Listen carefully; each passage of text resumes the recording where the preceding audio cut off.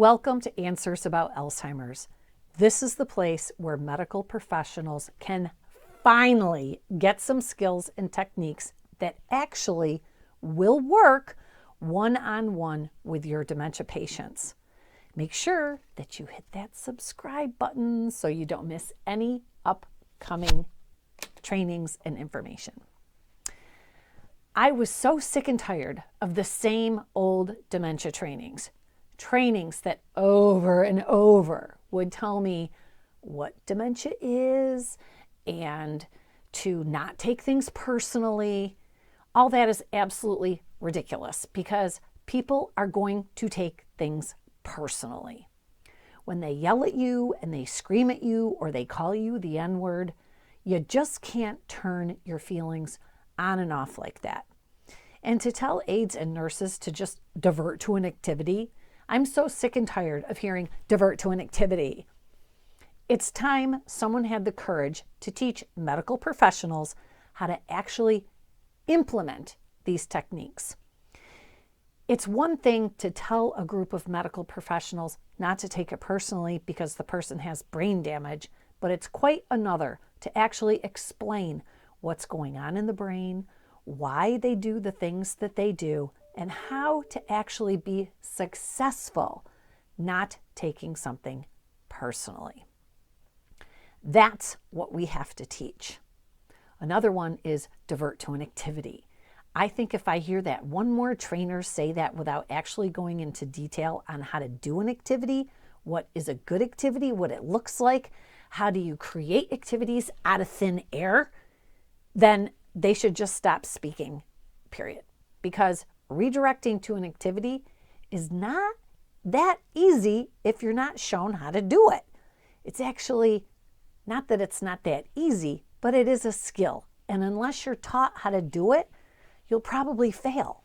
Well, I got to tell you, over my 15 years of working with people with Alzheimer's and dementia in care facilities and in their homes and with my own mother, I quickly realized this is just a matter of skills.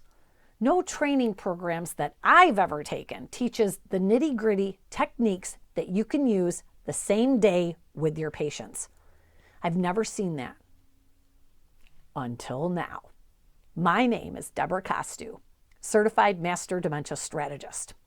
I've been teaching Alzheimer's and dementia techniques and scripts for about 15 years now, and I love every minute of it. I have done all the hard work for you. I've tested approaches, techniques, and best of all, scripts. I've compiled all the successes for you through all of my failures. My goal and the goal of the Certified Master Dementia Strategist course is to change the way we care for people with dementia through modern training and scripts that really work. My students tell me during every class that they use these strategies the same day that they learned them, and they work. And they work easily. I know that you want to do a better job and make your patients feel more comfortable. I know you wish someone would just show you how.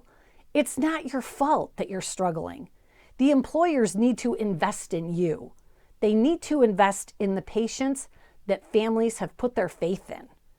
I'm so happy that you're here to learn with me. Today, I'm going to touch on sundowning. I remember I had a really hard time understanding sundowning at first. I went to my mentor at the Alzheimer's Association a few different times to try to get a better understanding of what sundowning was. It seemed so complicated.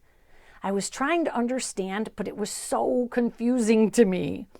I finally realized that it is much simpler than I was making it out to be. First, let me say that simply put, sundowning is when a person with dementia experiences more confusion than their normal baseline. When they have a spike or a rise in their confusion or behaviors, it happens either in the late afternoon or evening and can continue throughout the night. That's basically all it is. A person with dementia has a tougher time later in the day. typically around the time the sun is setting. Not so hard to understand, right? So why does this happen? Well, this is debatable. Some researchers believe that sundowning is simply exhaustion as the day goes on, and the person with cognitive decline is just very tired and has a harder time functioning. I'm not a fan of that hypothesis. Others believe that this state of heightened confusion is related to a disruption in the circadian rhythm. Our circadian rhythm is our internal clock that our body systems are set to the rise and setting of the sun and natural light. We all revolve around a daily cycle, and so do our bodies, including eating, sleeping, mating, and even our bowel movements.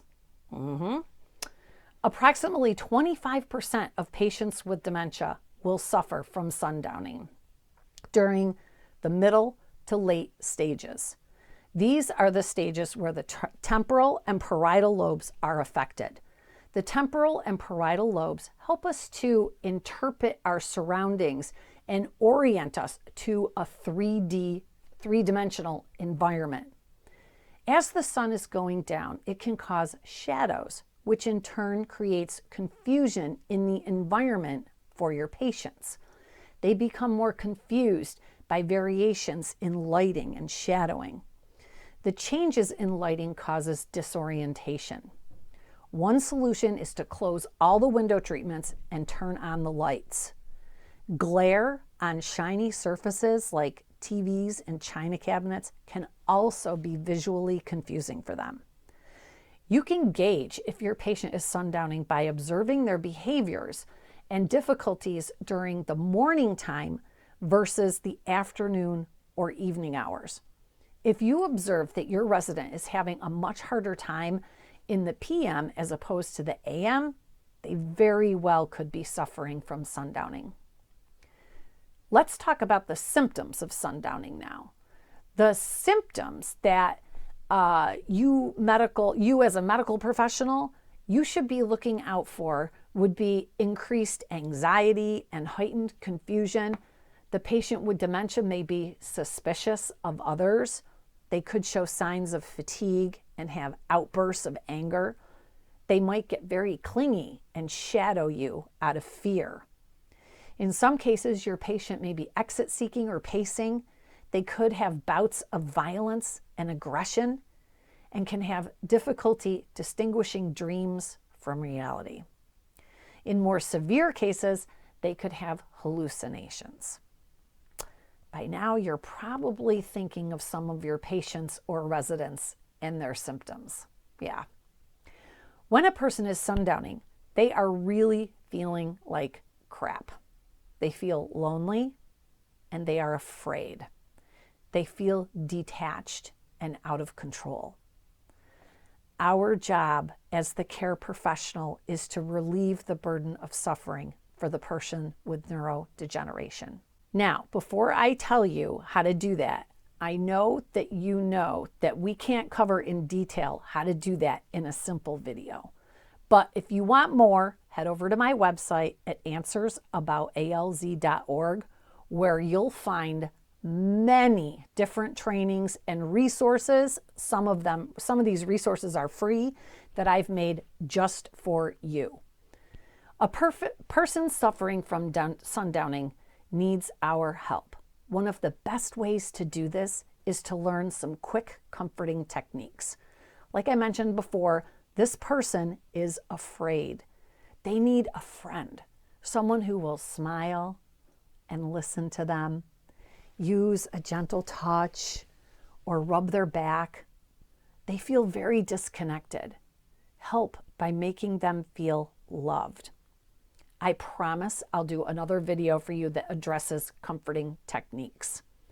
The next way to help is to distract them.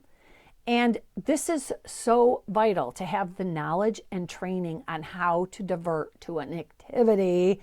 And this is one of my specialties. Today, we don't have enough time, but one quick tip is to tell them that you are afraid and ask if they would stay with you for a while, or ask them to help you with a task that you need help with. Tell them it's an important task, not just anyone can help me with this. People with dementia love to help. It makes them feel like they have a purpose. You can find a ton of great information in my book on Amazon called Forget Me Not. It's a caregiver's guide for professionals just like you working with seniors. Forget Me Not. So I want you to know that I believe in you. I believe you are doing the best that you can, and I'm here to help you get even better. Please join my movement to disrupt the dementia care industry. Share this channel with your coworkers. Tell your boss to hire me to come in and train your entire community and staff. I am so confident in you. I know that you can do it. Send me your comments and questions below. Let me know what you've learned or what stood out to you the most. Keep watching. Subscribe. And together we can.